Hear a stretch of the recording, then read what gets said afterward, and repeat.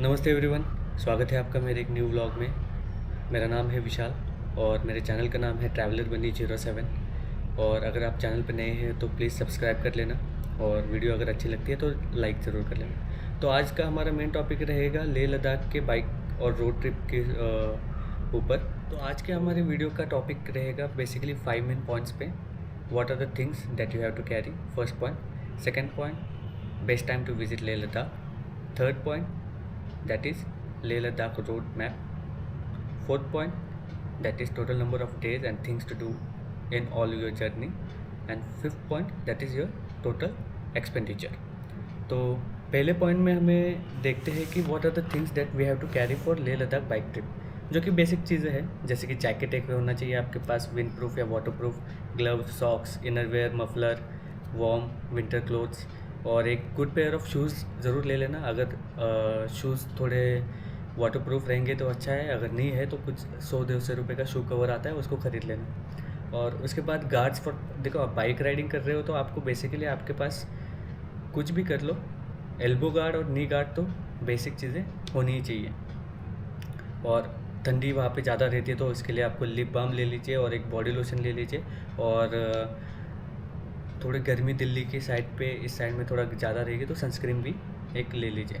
और एक raincoat carry कर लेना ज़रूर। Raincoat I will prefer that it should must have kit. और ज़्यादा बड़ा मत रेनकोट कैरी कर लेना, जैसे जो पाउच टाइप नहीं रहता, पॉन्चो जैसे बोलते हैं, वैसा वाला एक रेनकोट कैरी कर लेना, जो कि बहुत एकदम छोटा सा इसमें से कूद के हो जाएगा।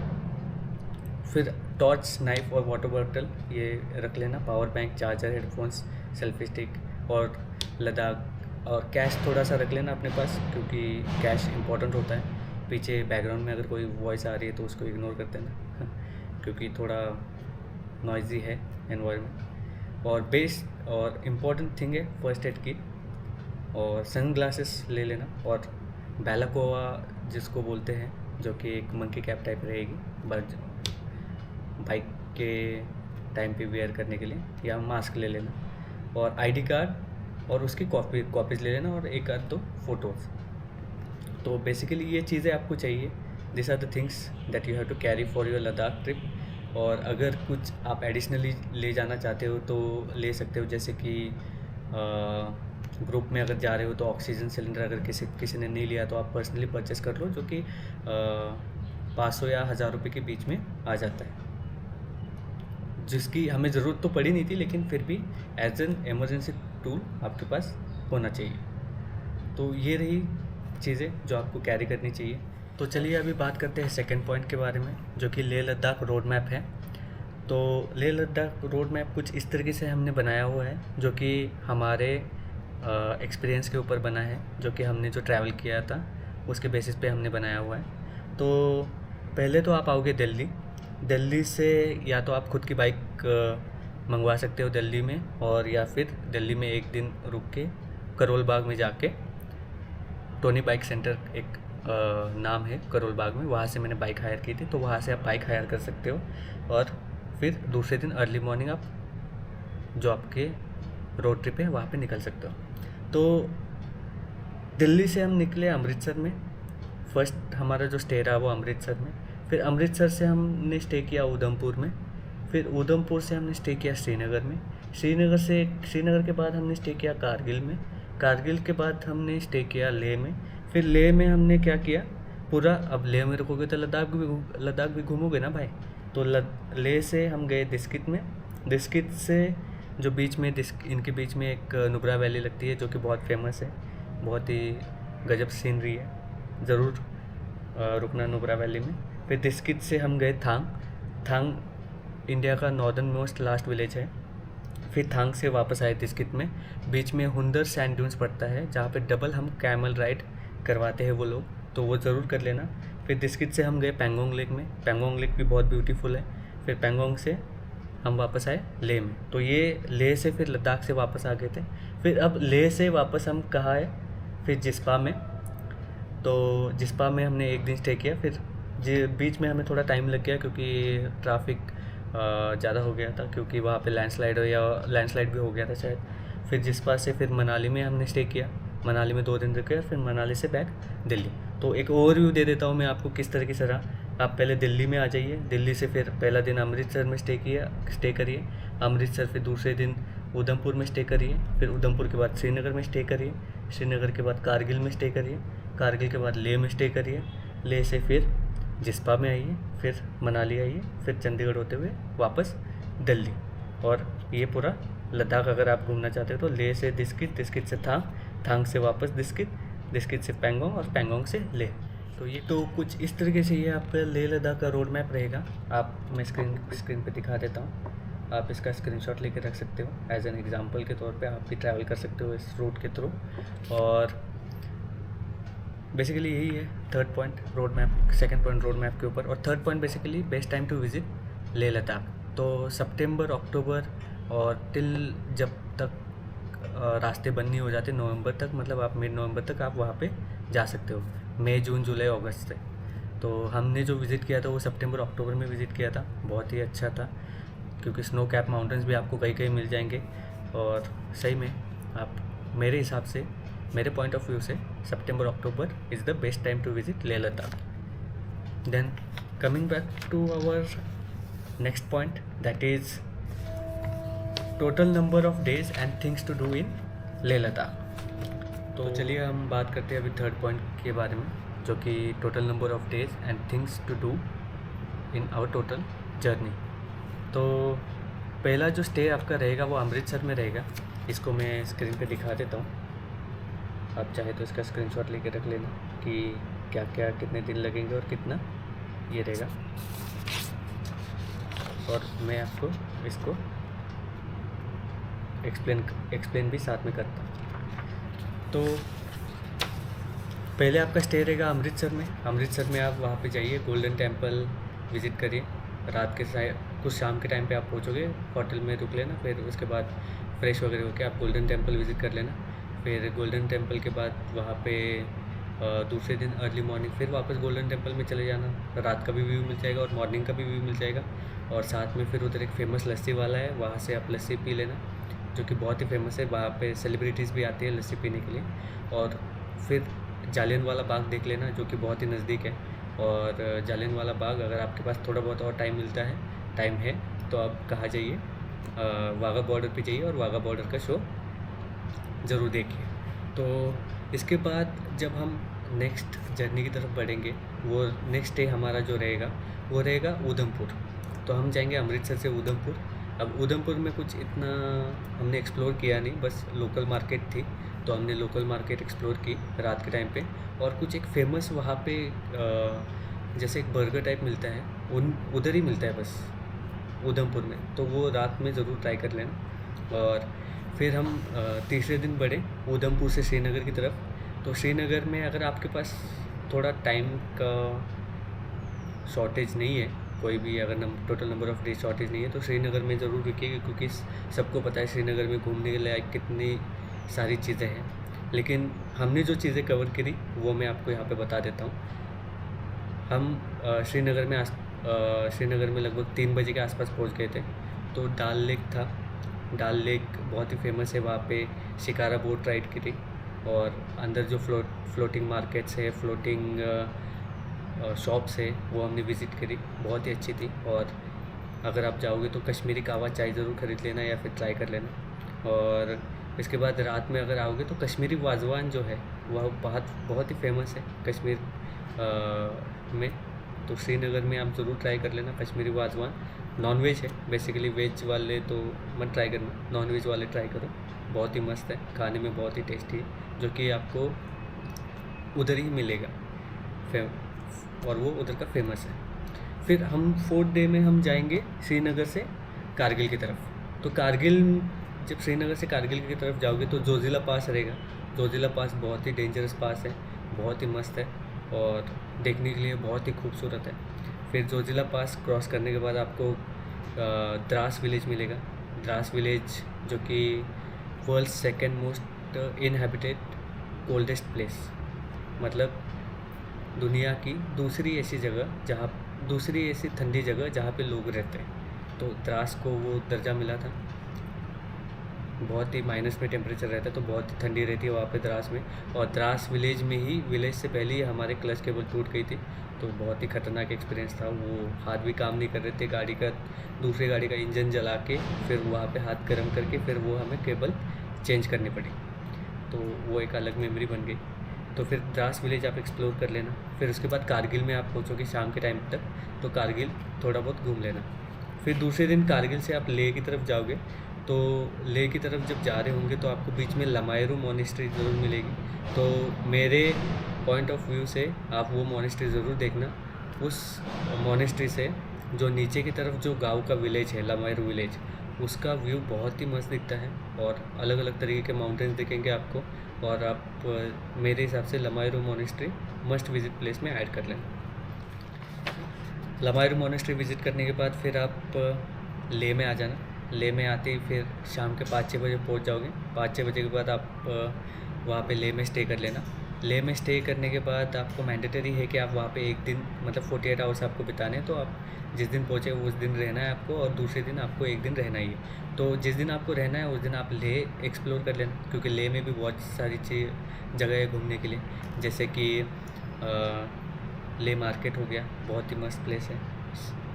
लेह पैलेस हो गया, बहुत ही मस्त है, लेह मार्केट के जस्ट ऊपर ही बसा हुआ है। फिर शे पैलेस हो गया, जो कि 3 इडियट्स के स्कूल की तरफ आप जाओगे, जो कि सोनम वांगचुक सर का जो स्कूल है वहाँ पे जाओगे तो वो इन बिटवीन मिलेगा आपको, तो वो शे पैलेस विज़िट कर लेना। और उसके बाद अगर कोई लोकल वगैरह स्ट्रीट वगैरह है तो ये सारी चीज़ें यूज़ कर लेना। फिर अब बारी आती है लद्दाख की। तो जब आप लेह में आते हो तो लेह में आते ही सीन क्या हो जाता है कि आपकी जो रेंटेड बाइक रहेगी दिल्ली से, तो आप उसको लद्दाख में ले नहीं जा सकते। तो आपको क्या करना है कि लेह से दूसरी अनदर बाइक हायर करनी पड़ेगी, और आपकी जो बाइक है उसको लेह में रखना पड़ेगा। और फिर लद्दाख पूरा घूम के आने के बाद वापस आपको जो आपने लेह से बाइक हायर की है उसको लेह में छोड़ के फिर आपकी जो दिल्ली से रेंटेड बाइक है उसको लेके आना पड़ेगा। तो मेरा पर्सनल ओपिनियन ये है कि अगर आपकी पर्सनल बाइक है तो आप उसको दिल्ली में मंगवा के दिल्ली से फिर आप अपना पर्सनल जो है वो रोड ट्रिप कर सकते हो। अगर आपके पास बाइक ही नहीं है तो आप ऑप्शन ये वाला चूज़ कर सकते हो। तो ट्राई करो कि आपकी ही बाइक होनी चाहिए, और किसी भाई वगैरह की आपकी बाइक नहीं चलेगी। आप जो गाड़ी का आरसी रहेगा वो आपके नाम पे रहेगा, तभी आपको लेह से लद्दाख में पूरा एक्सप्लोर करने दिया जाएगा, अगर आपकी ओन बाइक है तो। अगर नहीं है तो मेरे हिसाब से आप हायर कर लेना दिल्ली से, करोल बाग से। तो ठीक है, तो दिल्ली लेह में 2 दिन रुकने के बाद आप जाओगे लद्दाख घूमने। तो लद्दाख में जाते वक्त मैं आपको बता देता हूँ, आप जाइए लेह से पहले दिस्कित में, तो बीच में नुब्रा वैली रहेगी, तो नुब्रा वैली को एक्सप्लोर कर लेना। फिर दिस्कित में है दिस्कित मोनेस्ट्री है, बहुत ही मस्त मोनेस्ट्री है। उसके बाद वहाँ पे लोकल मार्केट है दिस्कित की, और 3-4 बजे सब कुछ क्लोज़ हो जाता है। तो ट्राई करो कि थोड़ा खाना वगैरह जल्दी खाने का, और होटल भी बहुत मस्त है उधर, तो और सस्ते भी हैं, तो इतना कुछ दिक्कत आपको दिस्कित में जाएगी नहीं। तो दिस्कित से फिर आप जाइए, दिस्कित में स्टे करिए। फिर दिस्कित से आप जाइए थांग में। थांग इंडिया का नॉर्दर्न मोस्ट लास्ट विलेज है। इसके बाद फिर POK स्टार्ट हो जाता है। तो दिस्कित से आप थांग में जाइए। थांग में जाने से पहले दिस्कित से थांग के बीच में हुंदर सैंड ड्यून्स पड़ता है, जो कि जहाँ पे डबल हम कैमल राइड होती है, जो कि ज़रूर आप करिएगा, बहुत ही मस्त है और अमेजिंग है। सही में व्यूज़ बहुत ही अमेजिंग है। शोक रिवर के नज़दीक में ही है सब कुछ, और यही है। और थांग विलेज एक्सप्लोर करना। थांग विलेज में कुछ अलग उनकी एक डिश मिलती है, तो वो ज़रूर ट्राई कर लेना। और उधर के एप्रिकॉट फेमस है, तो एप्रिकॉट खा लेना, बहुत ही मस्त। और लेके भी आ जाना, मैं घर पे लेके आ गया था, कुछ तो 250 रुपये के कुछ तो मिले हुए थे, सस्ते ही थे। तो फिर दिस्कित, अब फिर वापस थांग से आप वापस आओगे, फिर वापस दिस्कित में ही स्टे करना है आपको। तो दिस्कित से थांग जाओगे और फिर थांग से वापस दिस्कित में स्टे करोगे। ज़्यादा दूर नहीं है, जब लगभग 150 किलोमीटर का डिस्टेंस पड़ेगा जाने का और आने का, तो एक दिन में पूरा कवर हो जाएगा। तो फिर नेक्स्ट आप जाओगे दिस्कित से पैंगोंग। तो तो पैंगोंग जब जाओगे तो थोड़ा रोड ख़राब है, तो थोड़ा बीच में आपको टाइम लगेगा, लेकिन आपको अच्छे से पेशेंस रख के जाना है। और फिर पैंगोंग बीच में पूरा ऑफ रोडिंग मिलेगा, कहने का मतलब मेरा ये है। और फिर पैंगोंग लेक थोड़ा कोशिश करो कि 3 बजे तक पहुंच जाओ, 3 साढ़े 3 4 बजे तक, फिर ताकि सनसेट वहाँ पे अच्छी तरीके से व्यू कर सको। फिर पैंगोंग लेक देखो, वहाँ पे बहुत ही मस्त है, बहुत ही ब्यूटीफुल है पैंगोंग लेक। 3 डेज़ में तो आपने देखा ही होगा यार। फिर बॉन फायर वहाँ पे ज़रूर ट्राई कर लेना, जो कि जहाँ पे कैंप्स टेंट्स वगैरह लगे वो करवा देंगे।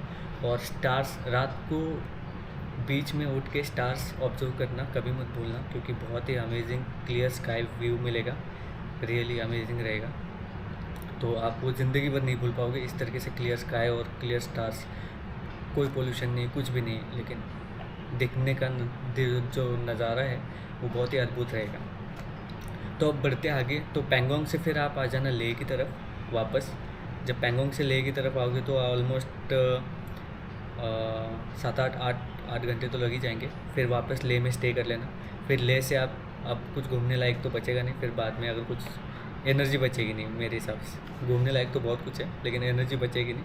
फिर लेह से आप वापस, अगर पॉसिबल हो सकता है तो आप मनाली में आ जाना। अगर मनाली में नहीं पहुंच पाए तो जिस्पा में स्टे कर लेना लेह से। और मेक श्योर कर लेना कि आपकी बाइक का पेट्रोल फुल भर लेना लेह में, क्योंकि लेह से जिस्पा तक या मनाली तक कोई पेट्रोल पंप आपको मिलेगा नहीं। और जो कैन रहते हैं, हरी कैंस बोलते हैं ना उसको, हरी कैंस नहीं बोलते, कहते क्या बोलते हैं उसको, कैंस बेसिकली, जिसमें एक्स्ट्रा पेट्रोल कैरी कर सकते हो, तो वो एक्स्ट्रा ज़रूर कैरी कर लेना उस टाइम पे। बाकी टाइम पे तो जहाँ पे भी पेट्रोल पंप मिले वहाँ पे फुल करते जाओ।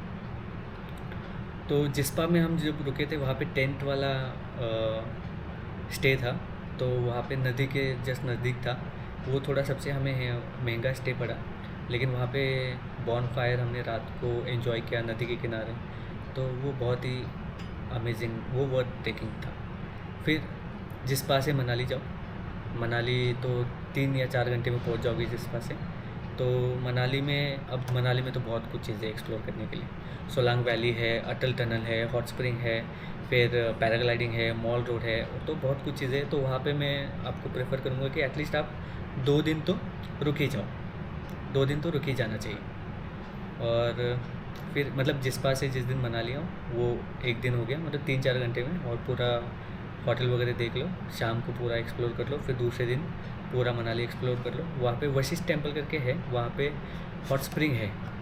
हॉट स्प्रिंग मतलब गर्म पानी आता है बहुत, तो वहाँ पे बहुत सारे लोग जो है वो गर्म पानी में डुबकी लगा के फिर भगवान के दर्शन करते हैं। तो आप मेरे हिसाब से वो टेम्पल ज़रूर विज़िट कर लेना, बहुत ही अच्छा है। और फिर मनाली में हमने 2 दिन बिताए। फिर मनाली से हम कहीं नहीं रुके, सीधा दिल्ली में रुके, जो कि हमारी सबसे लॉन्गेस्ट जर्नी रही।